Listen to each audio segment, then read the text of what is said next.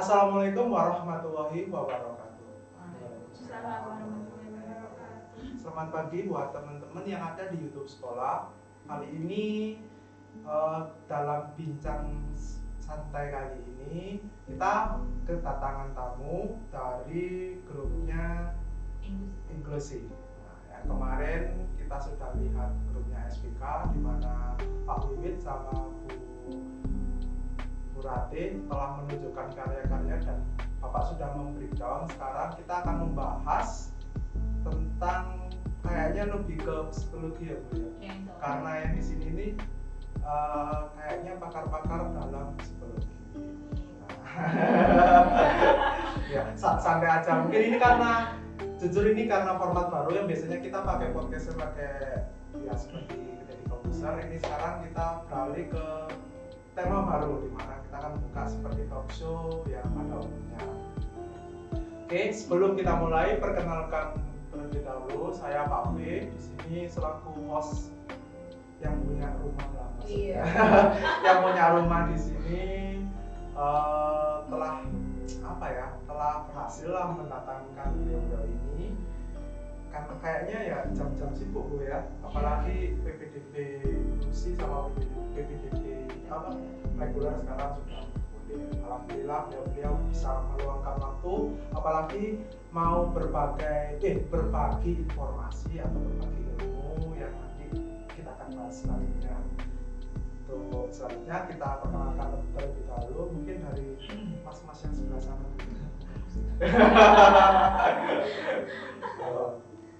Ya, perkenalkan nama saya Azizul, bisa dipanggil Zul. Saya dari GPK Guru Pendamping Khusus kelas 8 SMP 18. Oke, sekarang Ibu di samping kiri saya. Perkenalkan, nama saya Priscilla atau bisa dipanggil Prisil ya. Saya di sini sebagai GPK kelas 7 di SMP 18. Oke, nih sekarang seniornya nih. Seniornya paling tua ya. Iya, seniornya Tua di rumah ini. Iya, perkenalkan nama saya Tua Yuni, tapi biasa dipanggilnya matanya itu Titing gitu. Alhamdulillah saya GPK memegang kelas 5. Oke, mungkin teman-teman ada yang Pematerinya ada saya. iya. Kebetulan senior kita Bu Titin di sini setelah saya kontrak jadi co-host. Jadi Bapak hostnya, ini co-hostnya. Nah ini yang pematerinya di sebelah kiri saya. Nah, mungkin teman-teman yang lain mungkin tidak asing karena Bu Titin sendiri sudah sudah membuat konten Bu ya di Sekreto sama Pak Pudung sama Bapak juga yang nanti bisa kalian tonton juga nanti di video selanjutnya. Nah, untuk kali ini bincang santai kali ini kita akan membahas tentang Ketergantungan gadget bisa berubah perilaku. nah, ketergantungan gadget dalam perilaku Terutama untuk siswa SMP. siswa SMP. Iya. Nah, tak kasih prolog dikit aja karena saya mungkin melihatnya dari kacamata umum saja karena saya bukan basicnya psikolog. Kan kita selama ini kan daring, alhamdulillah kan mungkin semester depan udah mulai dimana daring itu kan pasti yang dulunya kita mungkin peraturan lama kan kayaknya di kelas tidak boleh main HP. Sekarang malah disuruh main HP, apalagi pas daring kan anak-anak belajar di rumah, berarti kan hampir setiap hari mungkin di atas 8 jam mungkin kan akan pegang HP terus belajar sebenarnya. Nah, ternyata dalam pemakaian HP seperti itu ternyata ada dampak positif dan negatif. Iya. Nah, di sini dari nanti pemateri kita Pak Zul sama Bu Prisil akan menjelaskan bagaimana sih plus minusnya atau penggunaan HP apalagi khususnya bagi anak SMP. Ya, ini kayaknya cocok banget. Monggo, ini siapa yang mau mendongeng dulu? Oh gini, mungkin bisa ini ya. Sebenarnya kalau di anak SMP itu kan berarti prioritas ya, prioritas berarti di sini anak sih ada perkembangan kognitifnya dia.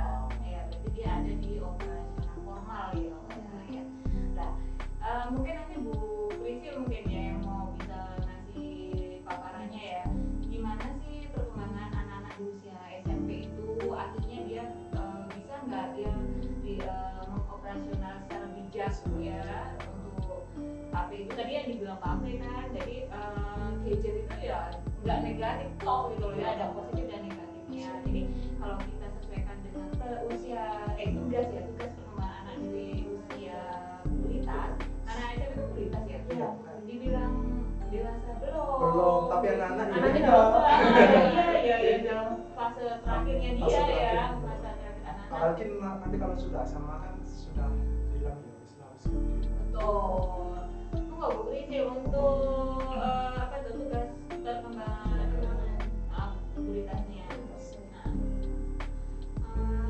Di sini saya akan menjelaskan ya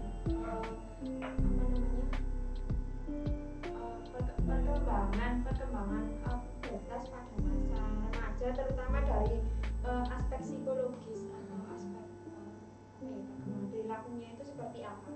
Nah, yang pertama, masa remaja itu masa di mana mereka lagi mengalami yang dinamakan krisis identitas. Nah, krisis identitas di sini yang dimaksud itu yang seperti apa? Nah, krisis identitas di sini itu maksudnya mereka kayak kan perubahan dari masa kanak-kanak terus ke remaja itu menuju remaja. Nah, itu jadi mereka kayak mulai menunjukkan perilakunya. Kalau masa anak-anak mungkin beda kan ya, masih kanak-kanak kan masih tapi kalau mulai masuk ke ini tadi remaja, mereka mengalami krisis identitas. Nah, itu mengalami yang kan mereka pasti juga ada pengaruh dari lingkungan kayak gitu lah, itu mereka terus kayak mengikuti gitu loh. Jadi kayak misalkan kalau anak-anak kan ya masih tapi kalau misalkan kalau sudah mengalami krisis identitas itu kayak mereka pengen berarti aku harus bisa lebih unggul kayak gitu lah. Intinya kayak ini loh perubahan kayak fase dimana dia dari yang sebelumnya anak-anak terus kemudian menuju ke remaja seperti itu. Nah, kemudian juga ada mempengaruhi dari fase perkembangan emosinya ya. Perkembangan emosinya ini gimana maksudnya? Jadi kalau di masa remaja ini atau pubertas ini, nah biasanya itu mulai muncul emosi yang dimana mereka ini masih belum bisa menempatkan emosinya, jadi belum bisa jadi kalau misalkan jadi kadang kan kalau banyak ya sekarang remaja sekarang itu terus kalau ya mereka karena belum bisa menempatkan emosinya, belum bisa mengendalikan emosinya, bisa mungkin membantah orang tua, terus juga pokoknya kayak bisa melawan gitu loh. Kalau misalkan mereka merasa itu tidak seperti yang pemahaman mereka, kayak seperti itu. Terus yang terakhir mungkin ya yang jelas di perubahan perilaku itu. Nah, di sini mungkin yang saya titik beratkan itu yang akan saya bahas itu mungkin dari ini pengaruh kontrol emosi yang sudah saya jelaskan tadi. Tadi kan Pak B menjelaskan kalau misalkan gadget itu ada dampak positif negatifnya. Nah, di sini ada pengaruh salah satunya ada pengaruh kontrol emosi. Kontrol emosi di sini yang seperti apa sih maksudnya? Jadi ketika masa-masa remaja SMP gitu ya. Nah, ketika mereka kan sudah karena terbiasa daring juga, terus sudah terbiasa setiap hari berjam-jam memegang HP itu juga akhirnya mempengaruhi ini faktor dalam, jadi kayak emosinya masih jadi kayak misalkan ya karena HP ya kan dari kita ambil dari banyak beberapa kasus ya, karena HP itu anak ini tuh misalkan ketika disuruh orang tuanya keluar beli apa atau gitu, terus atau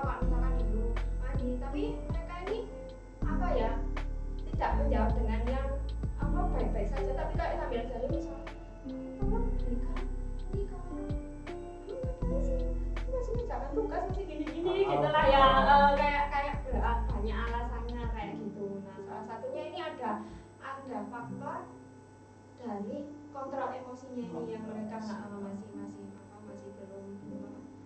belum bisa menempatkan lah, mengendalikan kayak gitu.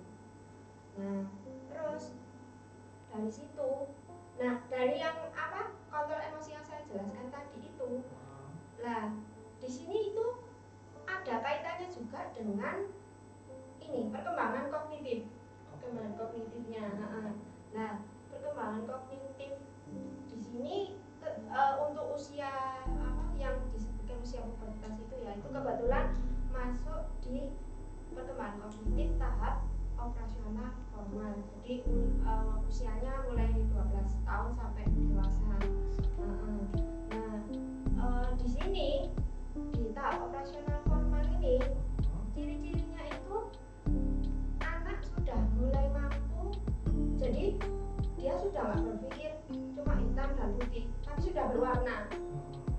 Nah dari situ tadi makanya kenapa jadi kayak mungkin kalau misalkan pada saat main gawai ya jadi kalau beda pada saat masih anak-anak itu kan mungkin ya masih hanya tahu itu hitam dan putih, tapi kayak sudah bisa mengkombinasikan gitu loh kalau di fase remaja. Jadi kayak rasa ingin tahunya lebih tinggi gitu. Iya betul. Kan mungkin kalau masih anak-anak, kalau SD kan masih ini nggak boleh gini ya udah mantap. Iya. Mungkin kalau udah agak di masa remaja ini kan mungkin kok dilarang ya, kenapa ya masih kan memacu lah, mengeksplorasi lah pasti. Oh iya Pak, berarti kan tadi memang di SMP itu kan fase yang ini ya cepat, namanya SMP itu dibilang anak dia masih anak, dibilang dia dewasa juga belum, Masih belum, tapi remaja juga antara iya dan tidak biasanya. Iya. Oke, otomatis dengan fase-fase ini kan pastinya yang seperti Bu Krisi ceritakan tadi itu pasti ada pergulatan emosionalnya dia, makanya yang dibilang Bu Krisi tadi kontrol emosi ya. Oke, yang kontrol emosi ini pastinya itu juga akibat dari tugas perkembangan ya untuk perkembangan kognitif ya Pak Suli itu ya. Perkembangan kognitif yang dimana dia sudah pada fase formal ya. Sedangkan di fase formal itu Pak P, di sini anak-anak itu semakin mantap dalam memahami dengan versi masing-masing individu ya. Jadi tingkat pemahamannya dia sudah semakin baik dibanding dia di masa kanak-kanak yang usia berapa? 11 sampai 12 itu ya. Operasional kompleks ya. Sampai 11 kompleknya dia. Lah, di sini kenapa tadi dia sudah mulai ada tadi apa-apa nggak nyaman disuruh ini loh kayak ini gitu ya. Nah, karena di sini dia sudah mulai ada kapasitas untuk mengenai sesuatu perkembangan abstraksinya dia. Jadi dalam artian kayak sosialnya dia mulai ini loh, dia mulai yang tadi Bu Krisi bilang temennya bisa gitu loh, dia harus bisa lebih dari temennya. Salah satunya dia bisa masuk dalam komunitas lingkungan sosial itu dari salah satu perkembangan abstraksinya dia mulai bisa memilih gitu. Makanya ketika dia main game dia itu kan enak ya Pak itu, enak banget dalam artian ketika pertama kalau main game ya ketika main game kan dia sudah karena dia ada kemampuan abstraksi yang dibilang Bu Krisi, dia nggak hanya itu putih aja tapi di sini dia sudah berwarna. Dengan main game itu dia sudah ada kenyamanan kan, dia kenyamanan dia apa. Jadi salah satu pelampiasan emosinya dia ada di gadget ini juga. Sebenarnya di gadget itu juga semuanya nggak dikasih ya. Mungkin di bab belajar kan bisa. Tuh, untuk daring kita bisa browsing ketika kita bisa. Ngerti ya, nanya siapa, nanya Mbak Google lah bisa ya. Bisa. Cuma biasanya ya sedikit sih anak-anak. Ya tadi karena dia baru tahapan abstraksinya dia berkembang, jadi dia nyaman. Makanya kenapa kalau di anak-anak usia SMP ini itu kalau di bahasan kita tuh kalau di psikologi badai dan topan ya Pak ya. dia merasa ketika dia mengalami fase-fase yang sangat sensitif HP. Karena yang tadi dibilang anak nggak anak, ya dibilang orang dewasa nggak orang dewasa. Ini fase itu juga, selain itu juga ada perkembangan untuk reproduksinya dia. Jadi karena apa ya, untuk metabolismenya dia akan sedikit ya Pak ya. Kalau dari perkembangan sama kontrol emosinya kan seperti itu ya. Jelas kan otomatis dia kan tipe fase yang dia agak susah untuk diajak komunikasi ya. Ini anak-anak di usia ini ya, usia apa tuh ya, pubertas. Nah, otomatis karena kesulitan salah satu yang tadi yang dijelasin sama Bu Prisi mengenai perkembangan kontrol emosinya dia seperti itu. Nah, sekarang gimana sih agar kita mampu berkomunikasi secara efektif untuk anak-anak seperti ini? Coba mungkin bisa dijelaskan.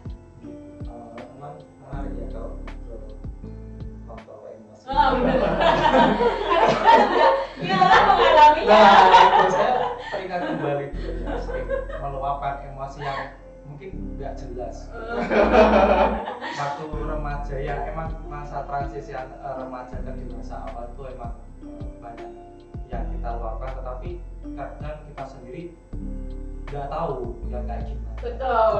Berarti kan sekarang kayak kita flashback Pak ya? Iya. Semua Iya, flashback iya. Iya semuanya. Mungkin gini ya Bu, saya menjelaskan gimana caranya nanti ketika kita kontrol emosinya itu bisa benar-benar terpuaskan. Maksudnya kita bisa mengendalikan juga bisa mengembangkan gitu. Yang pertama mungkin agar komunikasi efektif itu kita harus menyampaikan pesan dengan jelas. Jadi ketika misalkan kita bermain game kalah, terus kita meluapkan itu. dengan kata kasar. Nah, itu kadang kita orang tua kan nggak Tapi tahu. kan itu komunikasi loh Pak. Nah, iya. Itu komunikasi kan? Iya. Yang dilihat orang kan ngapain sih anak ini? Jadi di situ kita bisa menyampaikan, misalkan dilihat orang tua, kamu kenapa kok bisa sampai kayak gini? Kok tiba-tiba melakukan emosi? Kadang kita kalau nggak tahu, bias kita cuek aja. Orang tua nggak tahu. Iya benar. Itu salahnya di situ. Kita harus menyampaikan pesan bahwa mungkin mohon maaf Bapak, mohon maaf Ibu, saya ini tadi main game atau refleksi gini. Kalah atau tidak mendapatkan poin apa gimana, jadinya saya melakukan emosi kayak gini. Mohon maaf kalau saya mau kedua.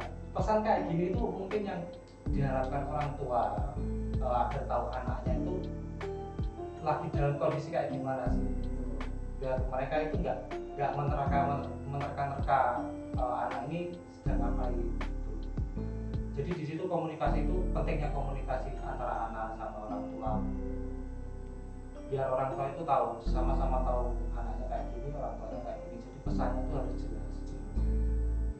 Gitu pula ketika dia ingin misalkan anaknya ketika bermain game terlalu lama, nah orang tua sendiri juga harus menjelaskan kalau misalkan si anak ini sudah waktunya untuk berhenti dan belajar. Orang tua itu juga harus menjelaskan batasan-batasannya. Itu salah satunya komunikasi yang efektif itu pesan harus jelas. Jadi antara orang tua dan anak itu harus menyampaikan pesan sama-sama jelasnya. Maunya anak apa? Kok maunya anak ya? Mungkin Maunya orang tuanya bagaimana? Apa reaksinya anak terhadap dia nggak memakai gawainya itu seperti apa? Ya. Gitu Jadi ya. kan kita tahu nanti pengennya kayak gimana gitu. Jadi tersampaikan semua. Oke, pesan yang jelas seperti itu. Oke, selanjutnya ada pesan yang tepat, maksudnya ya hampir sama sih kayak kita ingin menyampaikan apa itu harus yang tepat. Jadi nggak bertele-tele gitu. Pesan jelas, pesan tepat, terus apa lagi ya? Bentar. Saya kok mendadak lupa. Saya Buka aja nggak apa-apa kok. Daripada salah nanti. Sama kebenaran sama pesan. Jadi mungkin ketika orang tua mengawasi tumbuh kembang anaknya, kita mungkin keasikan berkomunikasi sama anak, sama orang tua. Kadang kita lost control ketika memberikan komunikasi itu komunikasi yang kurang benar, maksudnya yang tidak bisa dipertanggungjawabkan, kayak yang nggak ada sumbernya gitu. Nah itu hoax. Susah ya itu mungkin sama ketika pesan udah jelas, singkat, tepat, sama benar. Yang terakhir itu ada kesopanan, maksudnya gini, ketika kita menyampaikan pesan ke lawan bicara, kita harus bersikap yang enak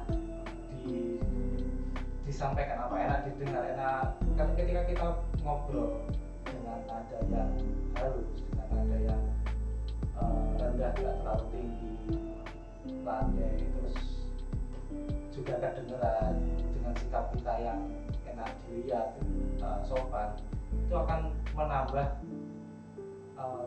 keterpahaman si penerima pesan itu ke pesan yang kita sampaikan gitu. Jadi kita nyaman dulu sama berperilaku, sama berkomunikasi, itu akan menambah kepemahaman pesan, sopan ya.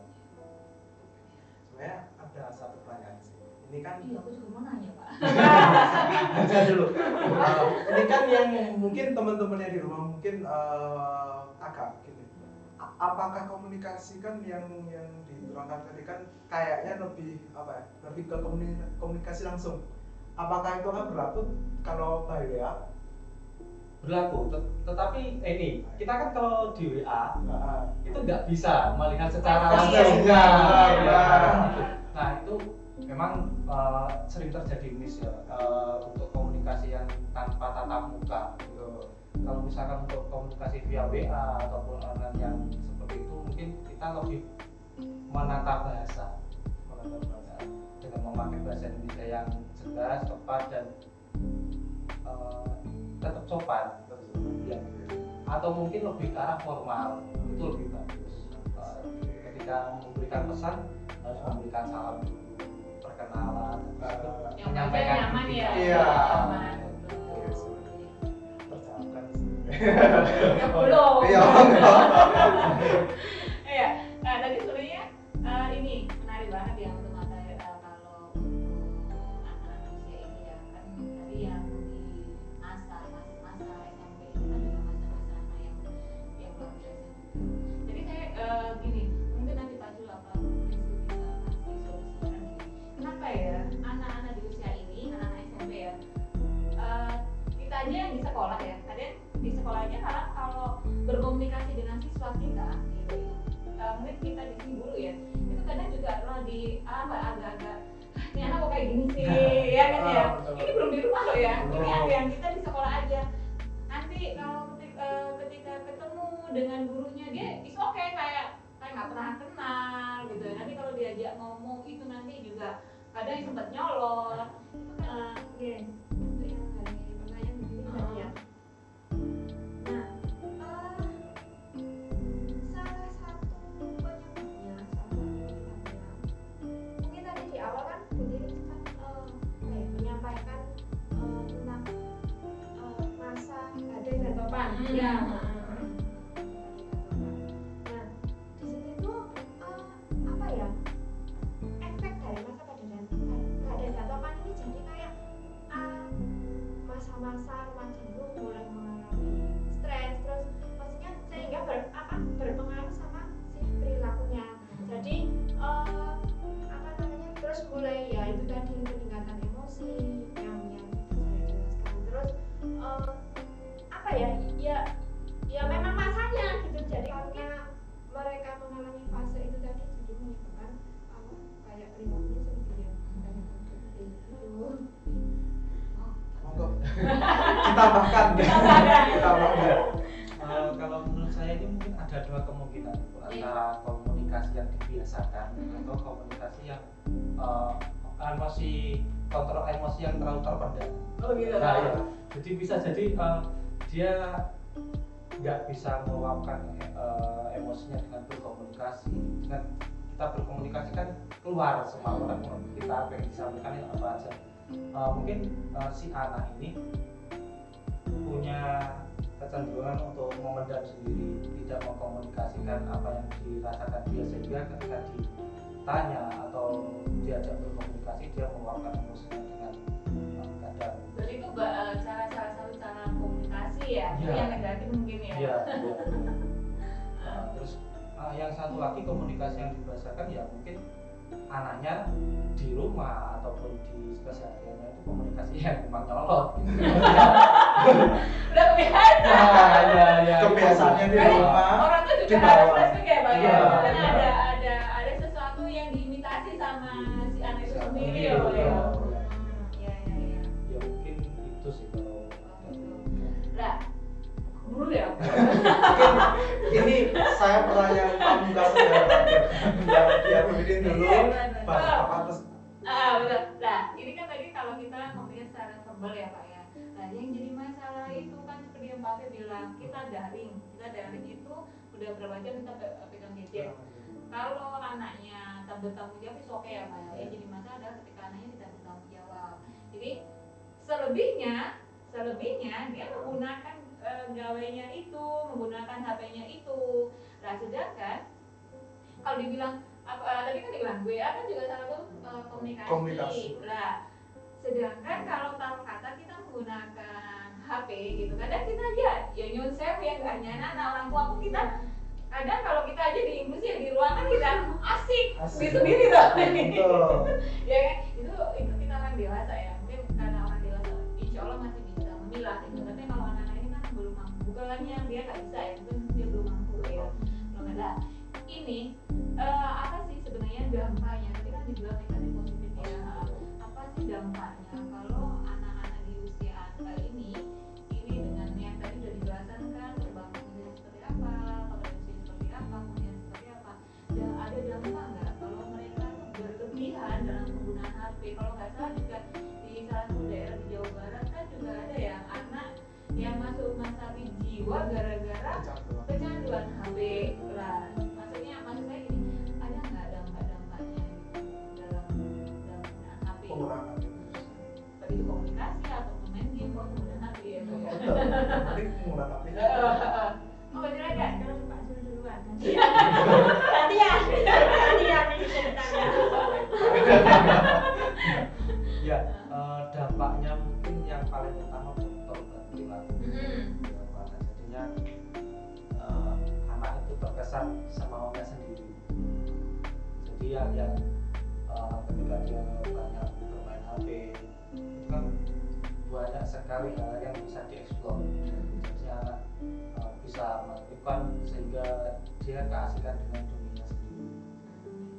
Dimana kadang itu belum di fasenya dia Pak ya? Iya. Dengan mereka sendiri juga nggak tahu dia apa sih? Iya. Suka dia ikut-ikutan atau mungkin pengen keren-kerenan seperti itu.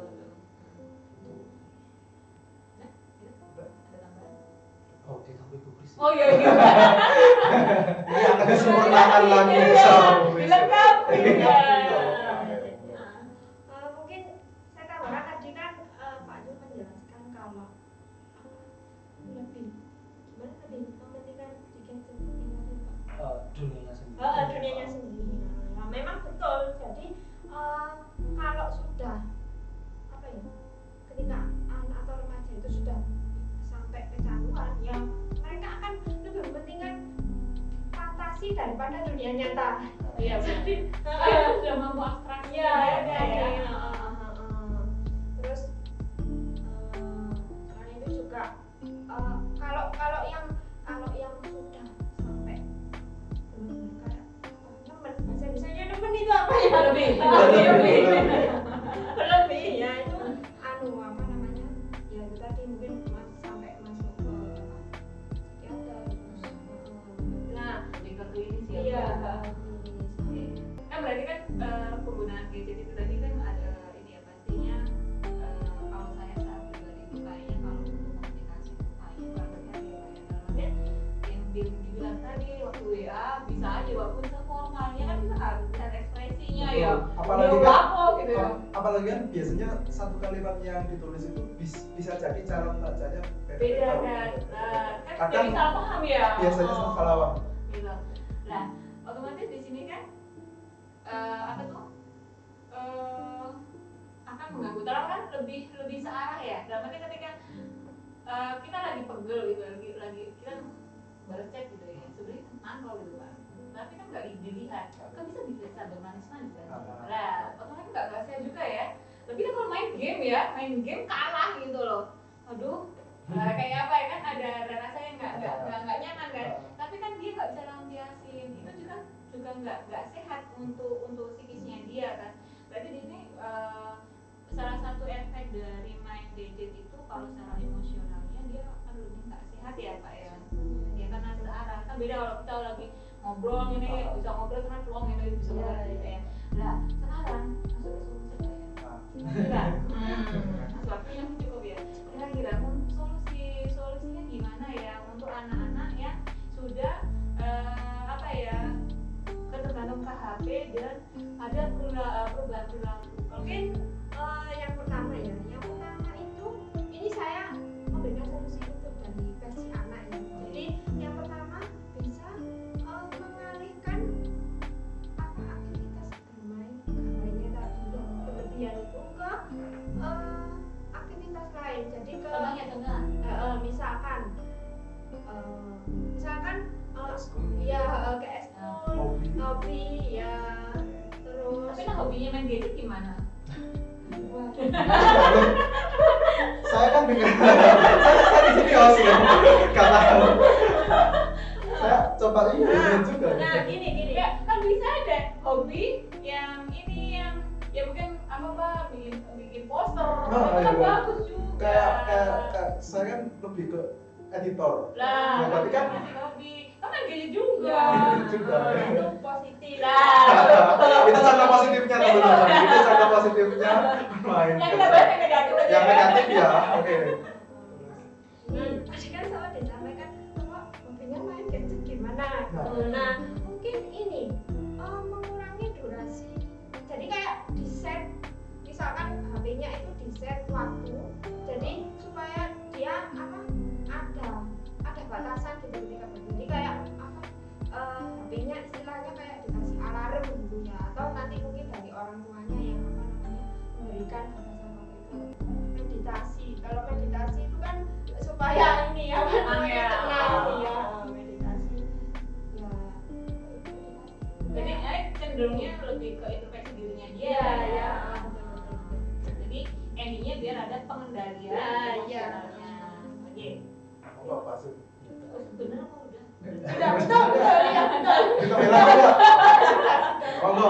Monggo Pak Sud. Ya mungkin kalau dari saya lebih cenderung ke orang tuanya. Ketika anaknya merasakan seperti itu, orang tua juga harus peka gitu. Anaknya sudah kayak gitu. Anaknya maksudnya Pak ya. Iya. Dia Emang dia asik aja ya? Iya. Dan merasa tidak ada Nggak perubahan. apa-apa. Dilarang dirinya sendiri. Nah, mungkin di situ perannya orang tua adalah mengawasi anaknya. Anaknya mau seperti apa, sudah kondisi kayak gimana. Lalu orang tuanya masuk ke anak berkomunikasi dengan yang bagus seperti tadi. Jadi kadang anak kan perlu dipancing dulu untuk meluapkan apa yang ingin disampaikan si anak kepada orang tuanya. Jadi orang tuanya itu tahu seperti apa kondisi si anak. Orang tua memang harus berperan aktif untuk berkomunikasi dengan si anak gitu. Harus tahu kondisi emosional dia seperti apa, dia sedang mood atau sedang enggak. Jadi ketika si orang tua ini tahu kondisi anak, lalu orang tua bisa mendekati. Setelah mendekati, diajak ngobrol, ketemu solusi. Komunikasi kayaknya memang apapun permasalahannya memang harus komunikasi yang baik. Kayaknya kita sudah harus disudahi dalam sesinya karena terbatas waktunya. Mungkin apalagi saya dikelilingi sama sarjana psikologi ini, saya juga jujur belajar banyak bagaimana berkomunikasi yang baik, apalagi bagaimana sih secara bijak memakai HP yang baik biar tidak jatuhnya ke canda. Oke, psikologis seperti itu yang bisa kita bahas, yang bisa kita share ke teman-teman yang ada di grup sekolah. Mungkin kalau ada saran atau pertanyaan tentang HP atau tema kali ini bisa langsung DM di IG Literasi Sekolah atau DM di IG sekolah juga boleh, nggak apa-apa, atau mungkin bisa DM atau tinggalkan pesan di kolom komentar seperti itu. Saya mewakili dari narasumber, co-host juga, saya sebagai host, mungkin saya minta maaf kalau ada salah kata mungkin yang tidak berkenan untuk teman-teman yang ada di rumah. Sekali lagi, sampai ketemu di sesi bincang santai atau belajar asik yang akan datang. Oke? Udah? Oke guys, halo semua. Terima kasih. Wassalamualaikum warahmatullahi wabarakatuh. Dadah. Jangan lupa prokes ya teman-teman.